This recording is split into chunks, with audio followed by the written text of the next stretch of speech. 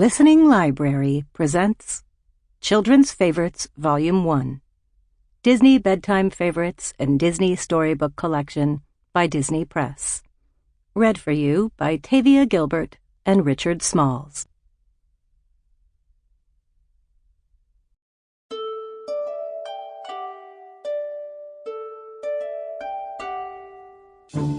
Disney, Pixar, Toy Story.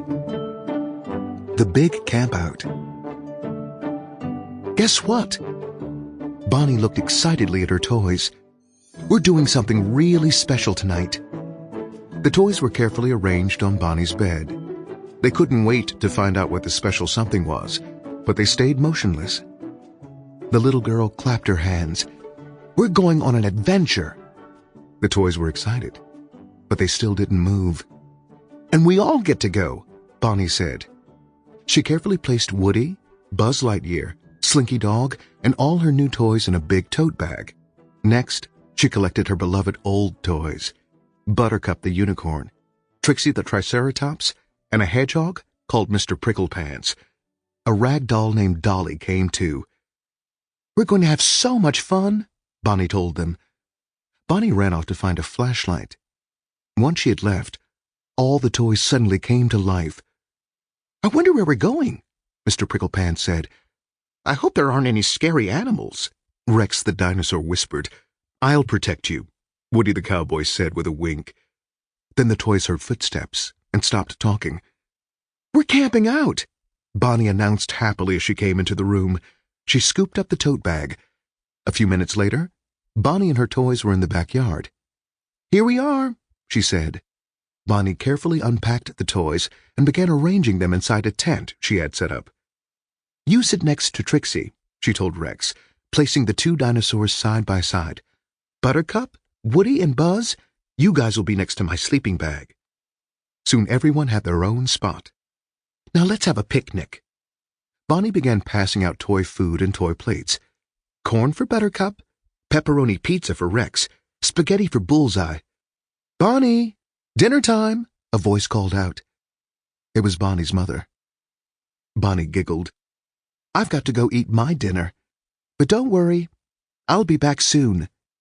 She gave each toy a hug, then crawled out of the tent. Left alone in the tent, the toys began to explore. This is a right comfortable spot, Jessie said, admiring Bonnie's puffy sleeping bag. The accommodations really are quite satisfactory, Mr. Pricklepants agreed. Well, shine my spurs, Woody exclaimed, noticing an electric camping lantern. He turned it on, and a warm glow lit up the tent. He motioned for the toys to gather in a circle. Let's have a sing-along, Woody suggested. He held his cowboy hat over his heart and began to sing Camptown Races. Jessie quickly joined in, and Bullseye stomped his hooves in time to the beat. The other toys began singing too. After a few more songs, the toys went outside. They still had some time before Bonnie returned, and they wanted to explore. Mr. Potato Head peeked through the tent flaps. It had gotten dark. The coast is clear. The toys stepped into the backyard. Look, Buttercup said. The stars are coming out. Buzz smiled. That, my friend, is the Big Dipper. 7 stars that form a ladle shape. He pointed toward the constellation. You sure know a lot about the sky, Trixie said, impressed. Buzz grinned. Comes with the Space Ranger territory. I just saw a shooting star, Mr. Potato Head shouted. I think that was a firefly, Ham said. Jessie hopped on Bullseye. I'm going to explore the yard. Buttercup trotted over. Follow me. I'll show you the rose bed near the sprinklers. Trixie turned to the other toys. Who wants to play freeze tag? But before anyone could answer, she tapped Rex. Tag! You're frozen! Smiling, the rest of the toys began running away as Trixie chased after them. The flower bed is out of bounds, she shouted. Hey! Someone! Tag me! Rex called, still frozen. Anyone? I'm wiped out, Ham said a little while later. How about a shadow puppet production? Suggested Mr. Pricklepants. Good idea, Woody said, leading the toys into the tent. Bonnie's going to be back soon. The toys used Bonnie's flashlight to create shadow puppets on the tent. Buzz made an airplane with his wings. Mr. Pricklepants made an elephant. Rex peeked outside the tent window. "Boy, it sure got dark fast," he remarked.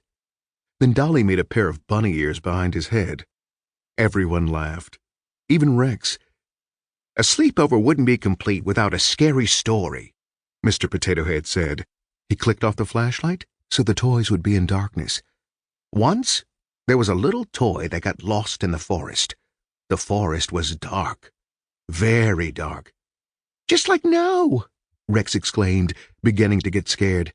"Suddenly there were footsteps," Mr. Potato Head said. The toys heard the sound of someone running. "Like now," Jessie said with a gasp.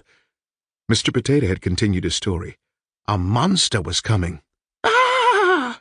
Rex shrieked as a huge shadow loomed over the tent. The toys all flopped down and went still. The tent flap opened.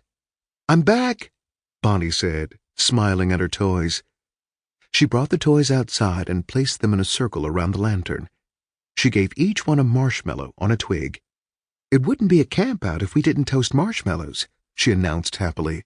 The toys couldn't have agreed more, and Rex was especially glad that there wasn't a real monster after all. Disney, The Lion King. Simba's Big Secret. Simba and Nala were best friends. The lion cubs did just about everything together. They splashed in the water hole, snuck up on bugs, and raced through the high grass. They liked to tell each other secrets, too. "I'm a little scared of mice," Nala told Simba one day. "Don't tell anybody." "Don't worry, I won't," Simba said. "I get scared of the dark sometimes." "Your secret is safe with me," said Nala. Simba smiled at her. "Thanks," he said. "You're a good friend." One day Simba and his father, Mufasa, were out for a walk. "Look at that little mouse stuffing her cheeks with seeds," said Mufasa. "That's so funny," said Simba. "I don't know why Nala's scared of mice." "I remember when I was a cub, I was scared of mice too," Mufasa said with a chuckle. Nala was just on the other side of the hill, chasing butterflies. She heard Simba talking with his dad, and she got really mad. Later, Nala went to find Simba. "You promised not to tell my secret," she told him angrily. "And now your father knows. He'll tell everybody, and they'll all laugh at me. That's the last time I'm going to trust you." "I'm sorry, Nala. Please don't stop trusting me," Simba pleaded. "I'll never tell anyone else what you say, I promise." "Well," said Nala, "we'll see." Nala didn't stop playing with Simba, but she did stop telling him secrets. A few weeks later, Nala finally changed her mind. "I'm going to tell you a secret," she said to Simba, "but it's a really big one. If you tell this time, I'll be so mad at you I won't be your friend anymore." "I promise I won't say anything," said Simba. "Okay," said Nala. "Here's the secret. I found a huge cave yesterday down in the Red Cliffs, but I was with my mother, so I couldn't go in. I'm going back to explore it today."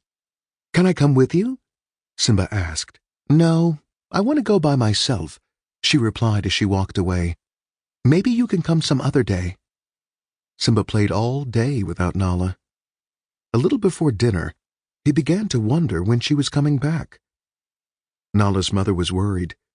"Simba," she asked, "do you have any idea where Nala is? Did she mention anything to you about going somewhere new or different?" "No," he answered. He could not look her in the eye. It was the first time he had not told a grown-up the truth, but he'd made a promise to Nala, and he didn't want to break it. The sun went down, and the moon shone in the sky. Nala's mother paced back and forth. "Where can she be?" she kept asking. Simba wished he could tell her. A couple of hours later, Nala still hadn't returned. The whole pride was worried about her. Sarabi, Simba's mother, went to her son. "Do you know where Nala is?" she asked. "I can't tell," said Simba. "It's a secret." "A secret? What kind of a secret?" his mother asked. "A big secret. I can't tell, no matter..." Sample complete. Ready to continue?